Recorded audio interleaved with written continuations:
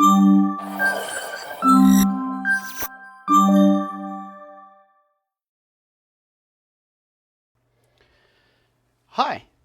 thank you all for coming today. I apologize that I'm not able to attend sambaXP in person this year. This is due to external factors that were out of my control.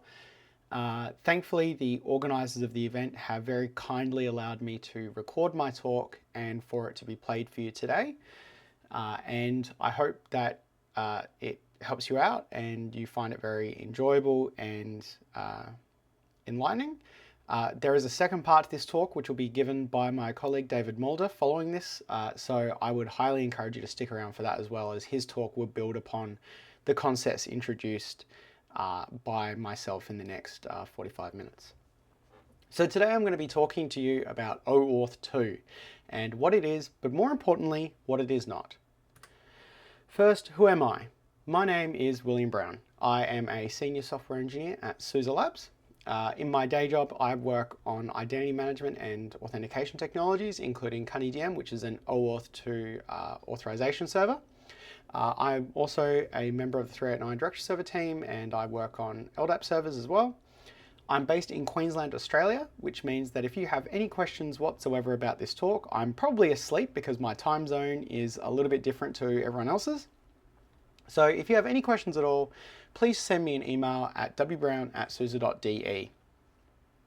So the thing is, what is OAuth 2? The problem is that a lot of what people call OAuth is not really OAuth, and OAuth 2 is not what most people think OAuth 2 is.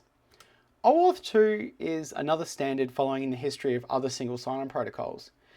And this is things like Kerberos, Samba, OpenID, and OAuth. But OAuth 2 is also not like these protocols in many ways, and I hope that will become apparent as this talk continues.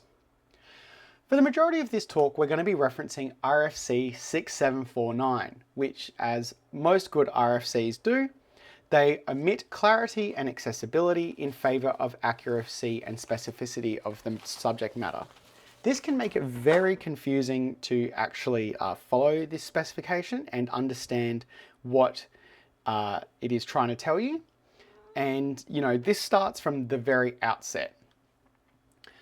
So normally when we think about an authentication or an authorization service, we think about these four parts working together. We have the user and their web browser, we have an identity provider, we have a server or a service that we want the user to be able to authorize to, and maybe we have a database or an API that the service needs to be able to contact on behalf of that user. So in the interest of being as confusing as possible, the OAuth 2 RFC calls these: the user is the resource owner, the identity provider is the authorization server, the server or service that we want to access is the client, and the database or API is the resource server. This commonly leads to confusion where people believe that the client and the resource server are different things, or that the client is the browser, or that the user is not part of this flow, or the user is part of the client. And so there's a lot of confusion about this. And to put it mildly, that it does make it very difficult to follow the RFC. Somehow though, the RFC for Kerberos is strictly worse, but I'll let other people elaborate on that one. The basic premise of OAuth 2 though is that we have some authorization server and we have our client and our resource server, which both have some kind of trust in that authorization server. And our user or our resource owner wishes to authorize to our service, and that service will then access other things on behalf of the user. To give some more concrete examples of what this might look like, a client or a server could be something like Nextcloud, and it may need to access a database on behalf of the user. Or the client doesn't even have to be a web service. It could be an app on your phone, like a streaming service. And that streaming service then needs to be able to forward some kind of authorization to an API for some enterprise service that you're accessing in the background via that app. Or simply, maybe there is no resource server and you're just wanting to authorize to a website. This is generally the most common thing that you see, is just directly authorizing to the client and there's no forwarding of anything else. But at the end of the day, these are the four principal parts of OAuth 2, and we'll be exploring how OAuth 2 works and interacts between these 4 elements. So at the start, I mentioned there's a lot of things that are not part of OAuth 2, and one of the most important ones is that not part of OAuth 2 is authentication. How the user authenticates to the IDP is 100% out of scope. There is no concept of authentication whatsoever. However the user has authenticated, whether that be through smoke signals or a secret handshake or a multi-factor authentication process that involves, a blood test, whatever it is, the user has authenticated and they now have some token of some kind on their browser that identifies them to that authorization server. That is out of scope. What is also interestingly out of scope is how the user originally gets to our server. And this is actually kind of important because the client might not be a web server. It could be, say, a phone app. So how the user gets there in the first place could be that they open the app on their phone, or they open up something on their email application in order to sign in, or they're redirected to the client, or the service, I should say, when they're trying to get somewhere. These are all not part of OAuth 2. Where OAuth 2 actually first starts is this initial response from the client after that first interaction. However that interaction may have occurred, the client now immediately issues an authorization request to the resource owner. An authorization request is actually a browser redirection. And that redirection contains a number of parameters, such as scopes, client ID, and a redirection URL. These scopes are things that the client wants the user to have. So scopes are just string keys. They could be something like admin, or read write, or read only, or email. And these scopes define what permissions the client will grant the user. The resource owner and the IDP have no idea how these scopes will be interpreted to the client or what they mean. They are just strings, but the client expects the IDP to say the user has access to all or none of them. The client ID is the name of the client that wants to authenticate, whether it's that wants to handle the authorization token, sorry. This could be something like Nextcloud. It could be, your streaming app, whatever. And finally, a redirection URI, which tells the authorization server where the user needs to go once the IDP has actually completed its part of the deal. Now, at this point, the user has been redirected back to the IDP along with the authorization request, and the IDP can now contemplate that and it makes decisions. Do you have access to all of those needed scopes? And how those scopes are applied to the user, that is completely custom to that authorization server. But at the end of the day, the authorization server can only say two things, yes or no. There's no way to limit the scopes granted. You can only expand them. And all the authorization server can do is say yes or no. You have all of those scopes or you do not. If the IDP says yes, then the authentication or the authorization flow continues, and this gives you the authorization response. The authorization server uses that redirection URI that was given during the initial request and directs the user's web browser to follow it. When the browser follows that, the authorization response is included in that redirection URI. And that authorization response contains an authorization code. Now remember, this authorization code is not the user's token. This does not represent a successful authorization of the user at this point. This is just an authorization code. The authorization code is then actually directly sent back from the client to the IDP and says, hey, I would like to exchange this authorization code for a token of the users. So this is an access token request. Now, some clients will authenticate to the IDP. These are called confidential clients, and this will be done through something like a basic HTTP basic auth with a long static random passphrase. It could be something like a JWT, like a bearer token, or it could be something like a MTLS or however you want. That authentication of the IDP is defined elsewhere. Now, not all clients authenticate. Public clients, such as a phone app, you don't want to be embedding credentials in every instance of a phone app. So there are also public clients, and a public client does not authenticate during this exchange process. So Once the client has authenticated, or in some cases has not authenticated, it sends the authorization code to the IDP. At this point, the IDP now validates, do all the parameters still match up? Did I give this authorization code out? Is it still valid? Is the client that authenticated the one that matched in the authorization code when it was initially requested? And based on that, the IDP can make a decision to say, okay, I'm going to give the authorization code or not. If that is valid and granted, then an access token response is issued, and this contains the user's access token and refresh token. An important detail about OAuth 2 is that tokens are opaque. There is no specification within the OAuth 2 spec about what an access token should look like. OAuth 2 does define that access tokens can be forwarded to resource servers, but the nature of that forwarding and what that looks like is not defined as part of OAuth 2. So using some customized mechanism between the client and the resource server, the access token can be forwarded to the resource server. And interestingly, the resource server then needs to validate that access token. But the validation of that access token is also not defined as part of OAuth 2.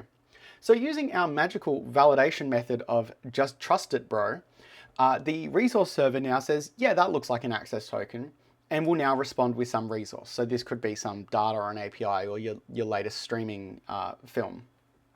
So hopefully from this, we can see how bits of OAuth 2 start to fit together. We can see that there's no mutual authentication of the client or the resource server, unlike something like Kerberos. So from the user's point of view, all you see is that you're being redirected by places, but there's no actual cryptographic mutual authentication occurring between any of these elements. And this is a big one. OAuth 2 is not Kerberos. Kerberos does have this mutual authentication of services, but OAuth 2 does not. So don't treat it the same way. OAuth 2 is not Kerberos. Tokens are forwarded and can be leaked. They are not, it's not like Kerberos where you have a key derivation mechanism between the parties. Tokens are just shipped over. They are thrown around. And that means that if a token leaks from a resource server, it can just be used and forwarded back to other places. Because of this, access tokens need to have short lifetimes. So when we have our access tokens with our short lifetimes, how do we handle this? Well, again, if our access token is forwarded to the resource server, and at this point the resource server decides that for some reason the access token is expired because of that short lifetime, then the client now needs to be able to either reauthorize the user by going through that flow that we already established, or they need to be able to get the a new access token some other way. And this is what that refresh token is for.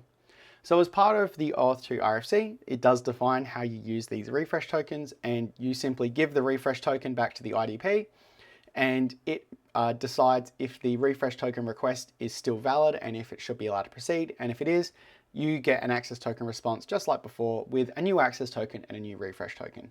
So this is how this way, the refresh token is protected on the client, and you're using very short-lived access tokens when you're forwarding, so that if they are leaked, the amount of time that they can be used for damage is very minimal. The refresh token is the one that really needs to be protected for the client, because the refresh token is really what grants you unlimited access tokens or potentially unlimited access tokens, depending on how the service is configured. A really big part of this is that the token format is undefined. Because the token format is undefined, token verification is undefined for both the client and the resource server, but also no identity information is granted to the client or the resource server. And this is a really important one. There's no identity information here. All you know is that someone is authorized to use this service. Who they are, you don't know. It is just someone is authorized. This is what I mean. OAuth 2 is super duper minimal. All it does is say yes or no. However, because of this, people have extended OAuth 2 in order to add some of these identity elements to the OAuth 2 ecosystem. So some of these include things like RFC 8414 server metadata, 7662 token introspection, 9068 for JWTs, and the OpenID Connect specification itself. So RFC 8414 This allows the client or the service to actually communicate with the authorization server and ask it, who are you? And in that process, it gets back a document with a bunch of metadata about supported features, attributes, potentially signing keys, what format tokens are in, things like that. This is a way that the client can discover what the authorization server supports. So this allows, say, if you're setting up, say, like again, your home Nextcloud instance, and you can point it at the metadata service for, your provider, whether that's CunnyDM or Active Directory Federation services, and based on that document, Nextcloud can then decide, oh, this is how I actually need to speak with this IDP in order to do OAuth 2 correctly. RFC 7662, this is token introspection. So this is a really useful one. This allows the client or the resource server to send an access or refresh token to the authorization token for inspection. And after the inspection request, the authorization server responds with a document that says whether the token is valid or not. And it gives information about who the token relates to. So this is how you can get identity information about the holder or about who is authorized with that token. So importantly, as I said, this also functions as validation. So this is the key piece that allows the resource server or the client to actually do validation of tokens and whether they are still valid or have been expired at this point. Things like RFC 9068 tackle this problem in a slightly different way. Rather than having the token sent back to the IDP to get an introspection response, instead they actually define what the access token should look like. And these access tokens become JWTs, and those JWTs are signed with a public key which is made accessible by the IDP so that the signature can be checked by the client or the resource server. And of course, the JWT's contents are also standardized and have information about the user. So the JWT specification for OAuth 2 is just as confusing as the OAuth 2 specification. So for example, the subject is the user's unique ID. Name means display name. Basically every name that you think that a field has, OAuth 2 does it differently, and this causes a lot of problems where people use the wrong fields for the wrong thing. And so it's very careful to, you have to be very careful when implementing a client or an authorization server that you understand the meaning of these fields very carefully, and you're very strict about what clients are doing with them. And finally, we have OpenID Connect Core 1.0 incorporating Errata Set 2, which is the OpenID Connect specification. OpenID Connect is kind of a meta specification which defines an entire identity management layer on top of OAuth 2. So it builds upon OAuth 2. And it includes some extra fields like a nonce in the initial authorization request, which is intended to mitigate replay attacks, but doesn't actually work. We'll come back to that. There is a login hint so that the client can actually indicate to the IDP, hey, this person, the person who wants to be authorized might be named this, so pre-fill this on the login form if they need to authenticate. And there's a few more things. So it changes that authorization request to give the IDP some more decision-making abilities and to understand what could be what it needs to issue. And during the access token response phase, the OIDC Connect specification extends the access token response to include this third token. Yes, a third token, which is the OIDC token. And this OIDC token, similar to our former RFC, is also a JWT with confusingly named fields and parameters. And again, has public keys published by the server so that they can be validated by the client or the resource server, and it allows the introspection and understanding of who that identity is. So far, as we've been talking about all of this, you may have noticed though that this is a very browser-centric workflow. And so far, the whole time we've been talking about what's called authorization code grant, which is one of the only secure grant types for issuing tokens to a client. But what if I don't have a browser? What if I don't, actually have a direct connection between the client and the resource owner? So a really common example of this where you don't have a direct, link between the pair is something like a media player. So, you might have an Apple TV or a Google Play, and you've connected that to your TV and you want to sign into a streaming service, but that device doesn't have a keyboard attached. So how do you type in your username and password? This flow, this is also a common problem with, say, Linux systems.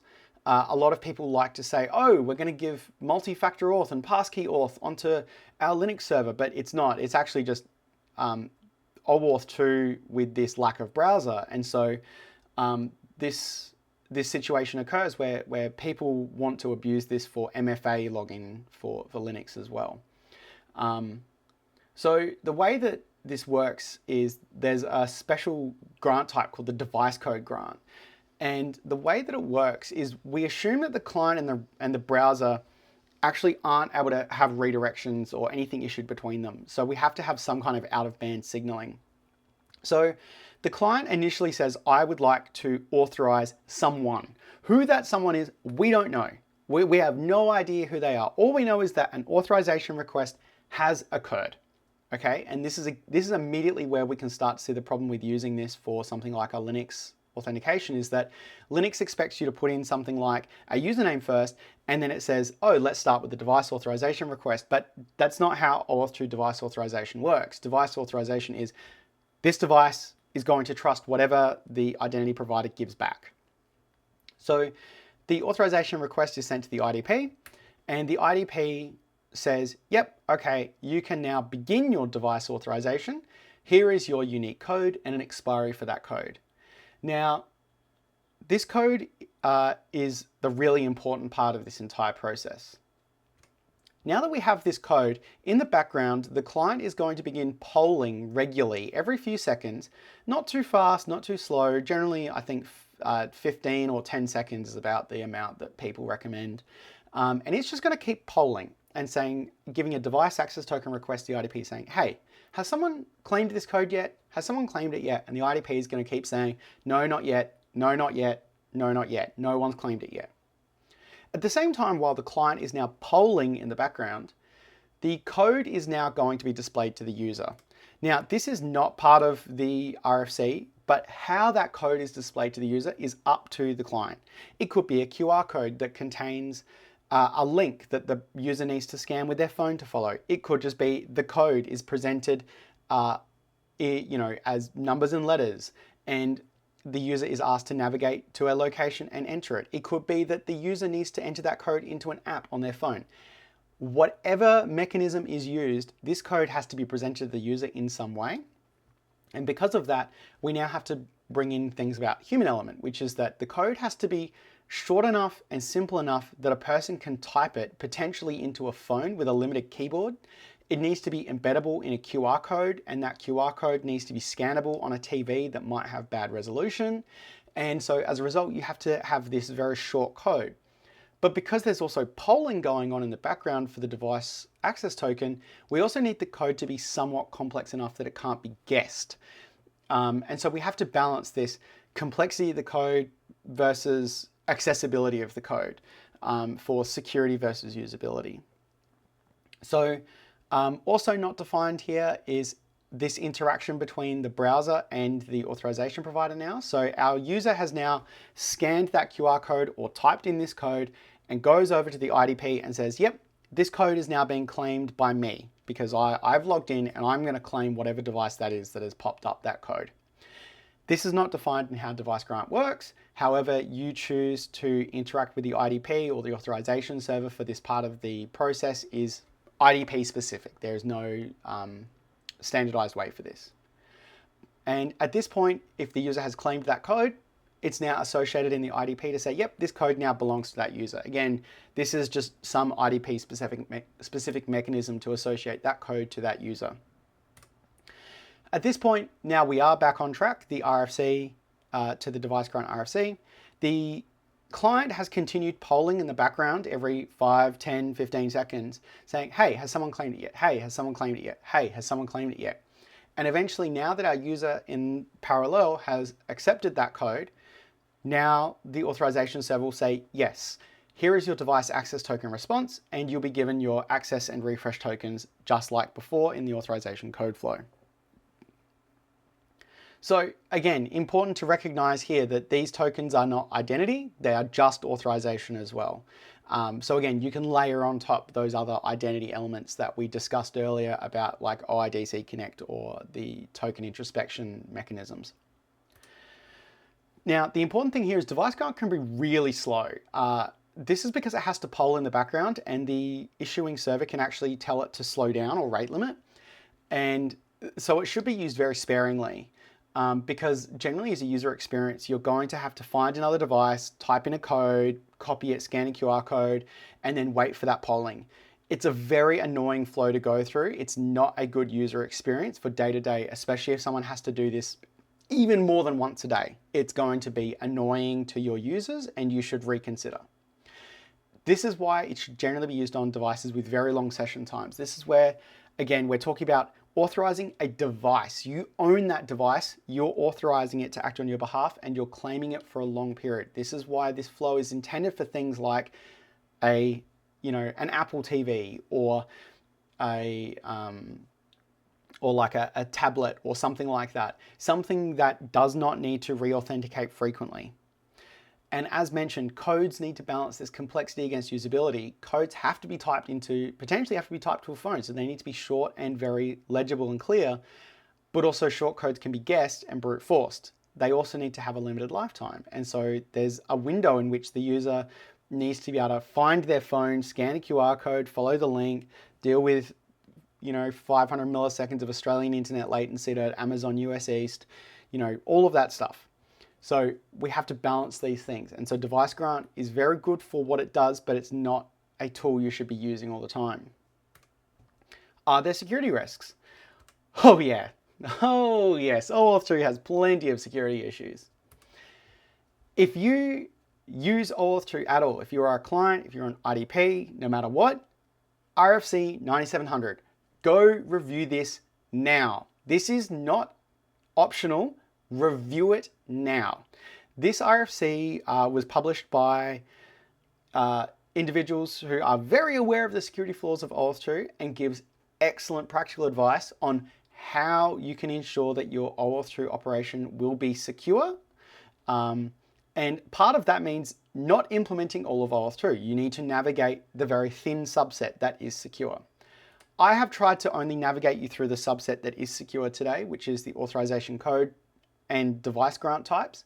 In addition, there is a client credentials grant type, which is secure. Pretty much everything else has flaws. The big one is definitely access token lives must be very short.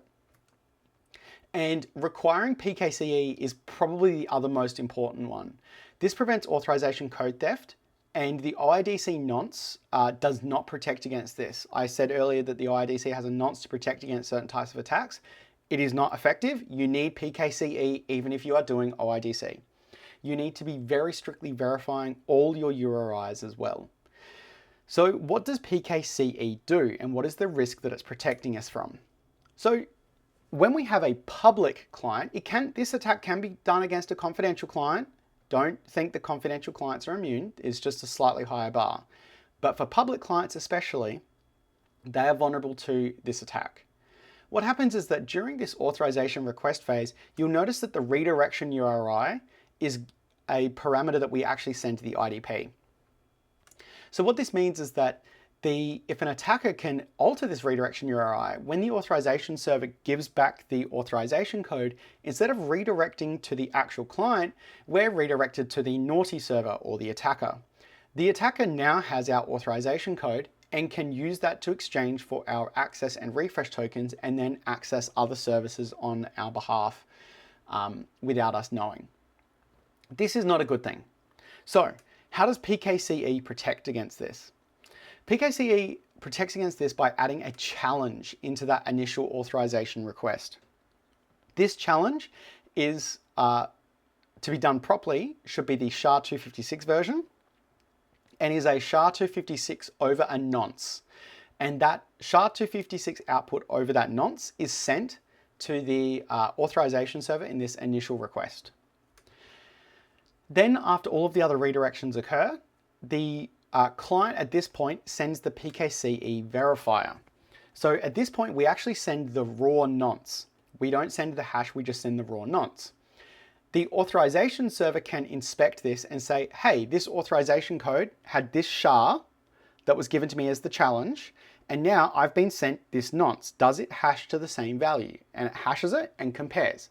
And if those two are the same value, then it means that this client must have been the client that did the initial request and now must be the identical client that is exchanging the code. We have established that the client is the same client and we have not been redirected elsewhere. And at this point, our IDP will give us our access token response. If the authorization code was redirected to the attacker, however, since the attacker does not have the PKCE verifier or the plaintext nonce, then it can't send it. And so as a result, the IDP will deny the request. Or the attacker can potentially attempt to fake what that nonce is, but then you're essentially trying to brute force a SHA-256, and you need to actually know what that SHA-256 output was in the first place in order to be able to brute force it. So this is a very infeasible attack. So PKCE is really important to protect clients. This includes confidential clients and public clients. You should always have PKCE enforced. Another important thing is, especially when we're talking about OIDC and the JWT side of things, you need different signing keys for different clients. And the reason for this is that you need to be able to stop tokens from one client affecting a second one. You know, we can imagine that we have two clients and two resource servers in parallel. We don't want the access tokens from service A to be affecting, resource servers on service B. There are some ways that people have tried to deal with stuff like issuer, and there's another field as well, which defines who the audience field, who the intended recipient of that token is. But these fields, while they exist, they're very prone to parsing and validation errors, and this has led to past attacks where, if the audience field isn't checked on a token properly, then tokens from one client can be used on the resource server of another thing because the audience field wasn't checked correctly. It's a lot safer and a lot easier to just have separate signing keys so that the resource server will only have access to the signing keys of tokens that it should be trusting to use and validate. So, in summary, OAuth 2 is authorization only. It is not an authentication protocol. And because of this, it supports layered identity management features on top. OAuth 2 is not Kerberos. Do not treat it the same way. It is not like Kerberos where you're establishing a shared channel or a secure channel between two endpoints with a trusted third party. It is not like that whatsoever. So you cannot treat it the same way. OAuth 2 is about allowing a client to interact with other systems on behalf of a resource owner, and for that client and resource owner to have a trust that the person who they are is authorized. That's it. OAuth 2 has a really narrow scope. Almost everything else is extensions or custom, and many things that claim to be OAuth 2 are not. And OAuth 2 needs to be implemented very carefully to avoid security issues. So I hope that you have enjoyed this talk. Again, since I'm not there in person, if you have any questions, please email them to me. I'd be more than happy to answer them. And as mentioned before, please stay around for David Mulder's talk, which will follow this, where he'll be discussing OAuth 2 and how that works with Azure AD or Entra and Himmelblau, and some of the extensions that Microsoft has made onto the OAuth 2 specification and how they use it. So thank you very much for your time and attention, and I hope that you have a wonderful conference.